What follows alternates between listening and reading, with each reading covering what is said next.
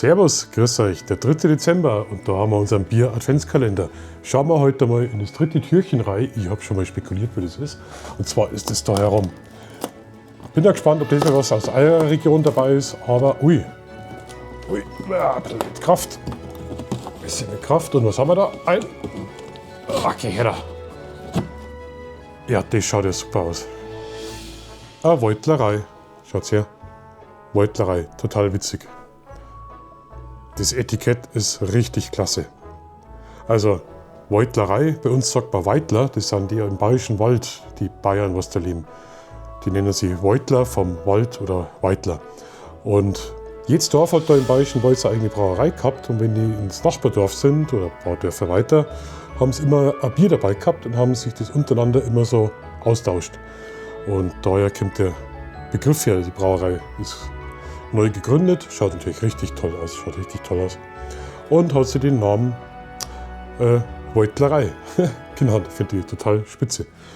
Dann da ich sagen, machen wir das gleich mal auf und wie es der richtige Bayer macht, das Öffnen an der Tischkante natürlich. Nein, das mache ich diesmal nicht. Und zwar ein richtiger Bayer macht es auf im Buttermesser. Jetzt passt auf. Jetzt geht nämlich. Boah. Fix.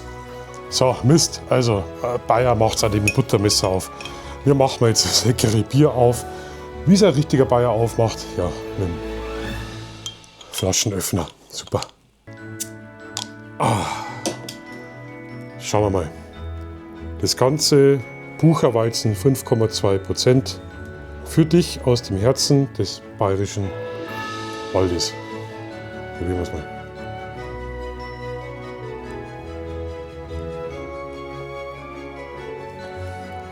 Okay, der Stoff kriegt von mir 5 Sterne. Schmeckt süßlich, fruchtig. Der schmeckt richtig fruchtig, gar nicht wie Bier. Also viel Spaß. Und morgen zeige ich euch, wie der Bayer das Bier richtig aufmacht. Servus, ciao.